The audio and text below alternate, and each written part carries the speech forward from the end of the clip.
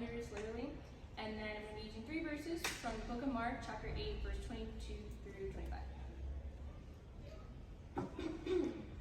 I'm a kid at heart, okay? I'm very bold about this. I'm 20 years old, but I will still crack jokes in serious situations. It's really hard for me not to sing very boldly, even though I do not know how to sing. Also, too, I still love to play mermaids. Actually, there was this one time I was with my friends, and I had goggles, unashamed, and I wanted to see things clearly. I wanted to get the full experience of being a mermaid. And so I was having fun, it was really good, and as some moments go by, my goggle was actually going to break. And I'm trying to fix it, nothing seems to be working, and I'm just getting really annoyed at this point. I'm getting really irritated, very frustrated. And I put the goggles to the side because I've accepted the fact that they're broken. And I'm still trying to have fun, but it's not the same. I'm trying to enjoy this, it's not the same. And here's the crazy thing is, I had a problem with the thing that was designed to help me see clearly because it was broken. And church, I believe it is time for us to start having a problem with the thing that is designed to help us see clearly, which is a bond between us and Jesus. And so Jesus actually has this relationship with us so that we may know the truth and so that we can see things the way he does. Today I want to talk about a man born blind actually.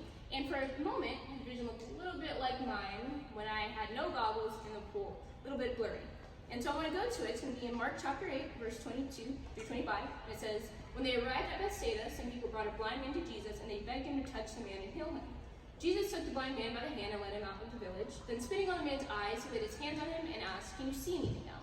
The man looked around and said, 'Yes,' he said. 'I can see people, but I can't see them very clearly. They look like trees walking around.'" Okay, pause. This is what we know. There's a man born blind. People brought him to Jesus.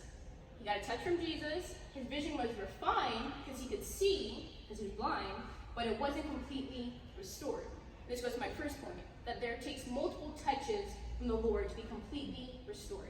See, catch this. In verse 25 it says, "Then Jesus placed his hands on the man's eyes again." Say again.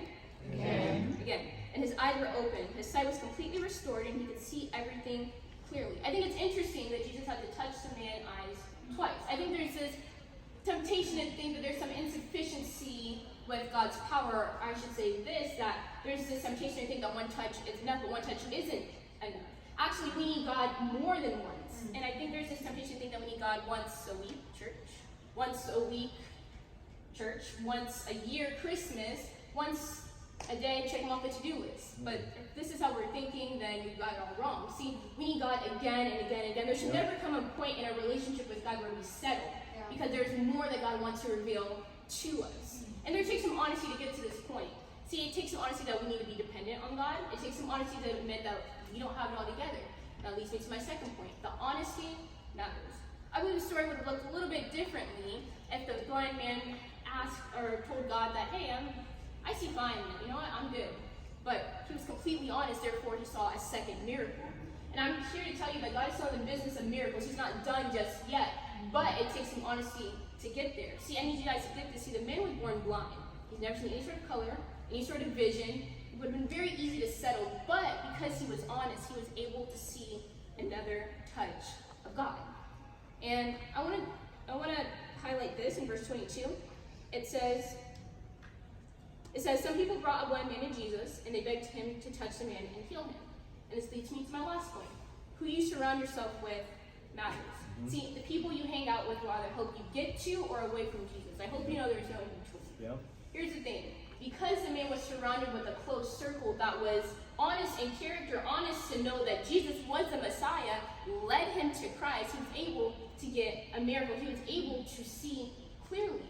And I'm here to tell you guys today that if you guys do not have a close circle that will help you get to that healing, then you need to change it. Sorry, I hate to break that one to you.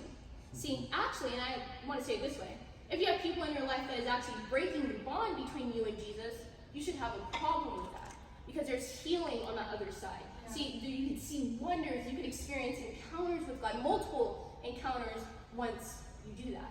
See, God does not need us. He doesn't need any of us. He's God all by himself, but he wants us, and that is a love, a genuine love that no other human can ever give us. And that is the motivation to restore any sort of brokenness that we have with the Lord, so that we can see all that he wants us to see. And I can guarantee you this, that Jesus does not want us to see people as trees, but as souls, because that's how we love his children.